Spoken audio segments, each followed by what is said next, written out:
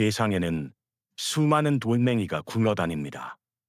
겉보기엔 그저 투박하고 거친 돌덩이 같지만 개 중에는 그 안에 찬란한 빛을 품은 옥석이 숨어 있습니다. 사람도 마찬가지입니다.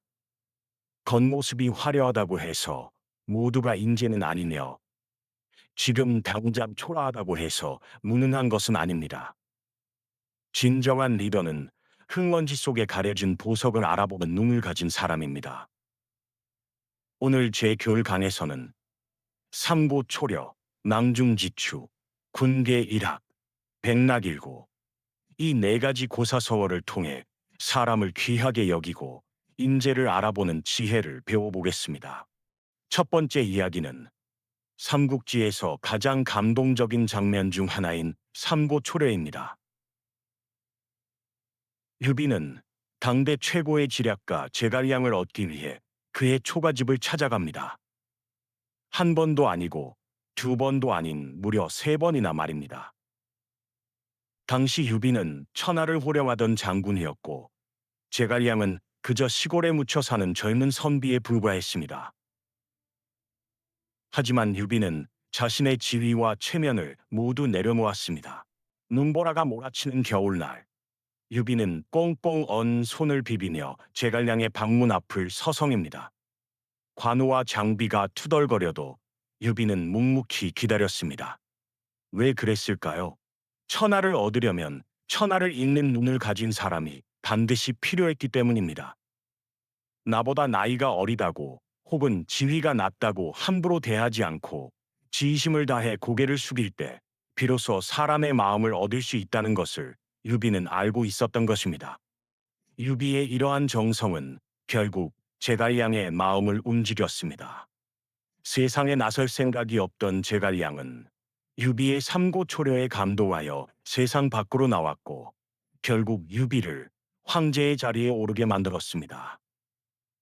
인재를 얻는 것은 천하를 얻는 것과 같습니다. 그리고 그 인재를 얻는 유일한 열쇠는 바로 진심 어린 정성과 겸손입니다. 형님들, 혹시 내 주변에 사람이 없다고 한탄하고 계시진 않습니까? 어쩌면 우리가 삼고초려의 정성을 다하지 않았기 때문일지도 모릅니다. 귀한 사람은 귀하게 대할 때 비로소 내 사람이 됩니다. 자존심을 굽히고 마음을 여는 것, 그것이 바로 인재 경영의 첫걸음입니다. 두 번째는 낭중지추입니다. 주머니낭, 가운데 중, 갈지, 송곳추. 주머니 속의 송곳이라는 뜻입니다. 날카로운 송곳을 주머니에 넣으면 어떻게 됩니까? 아무리 꽁꽁 숨기려 해도 뾰족한 끝이 주머니를 뚫고 튀어나오게 마련입니다. 이처럼 뛰어난 재능을 가진 사람은 아무리 많은 사람 틈에 섞여 있어도 저절로 두각을 나타내게 된다는 의미입니다. 전국시대 평원군이 초나라에 구원병을 요청하러 갈 때 수많은 식객 중에서 누구를 데려갈지 고민했습니다. 그때 모수라는 사람이 스스로 나섰습니다. 나를 데려가 주십시오. 평원군은 그를 알아보지 못했지만 모수는 기회가 주어지자마자 주머니를 뚫고 나온 송곳처럼 놀라운 언변과 담력으로 임무를 완수했습니다.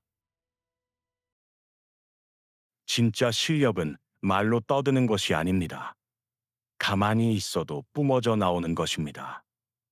형님들도 지금은 묵묵히 현장에서 일하고 계시지만 그 쌓아온 내공과 실력은 언젠가 세상이라는 주머니를 시원하게 뚫고 빛을 발할 것입니다.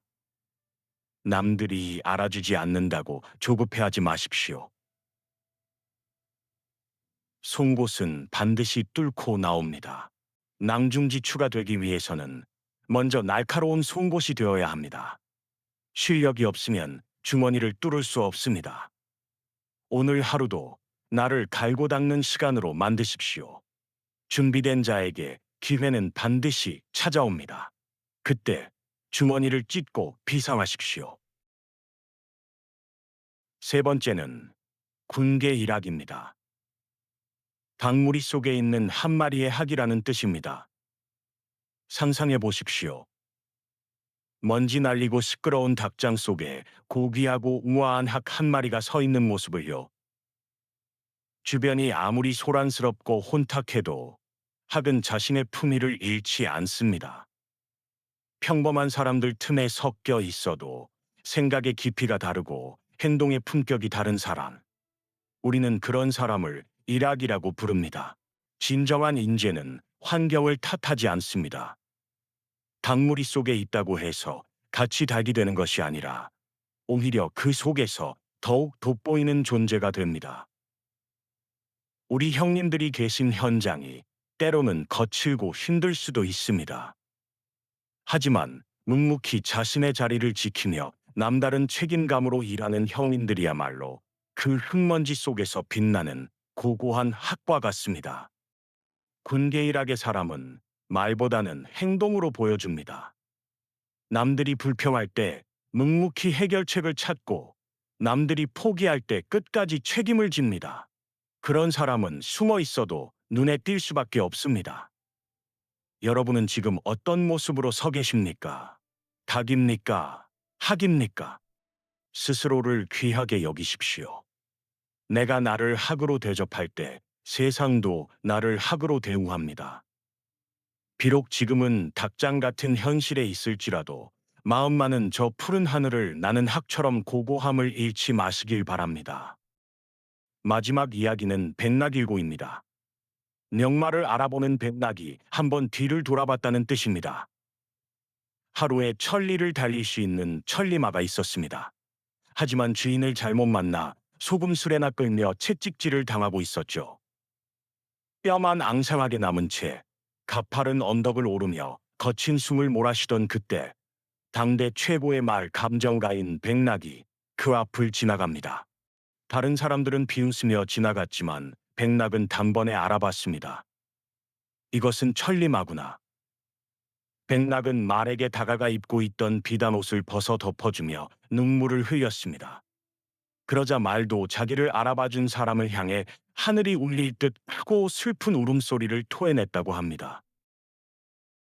천리마도 백낙을 만나지 못하면 그저 짐 끄는 말에 불과합니다. 나를 알아봐주는 단 한 사람, 그 사람만 있어도 인생은 성공한 것입니다. 여러분 곁에는 백낙 같은 사람이 있습니까? 혹은 여러분 자신이 누군가의 백낙이 되어주고 계십니까? 사람 귀한 줄 알아야 합니다. 내가 먼저 동료의 가치를 알아봐 줄 때 그 동료도 나를 알아봐 줍니다. 서로가 서로에게 백낙이 되어줄 때 우리는 비로소 소금 수레를 벗어던지고 천리마가 되어 달릴 수 있습니다.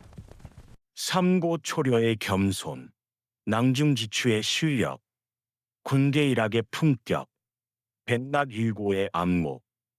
이 네 가지가 인재를 만들고 사람을 얻는 비결입니다.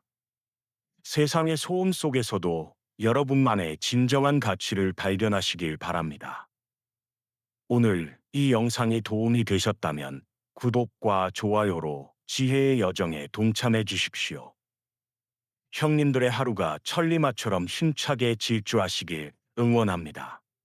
다음 시간 더 귀한 깨달음으로 찾아오겠습니다. 감사합니다.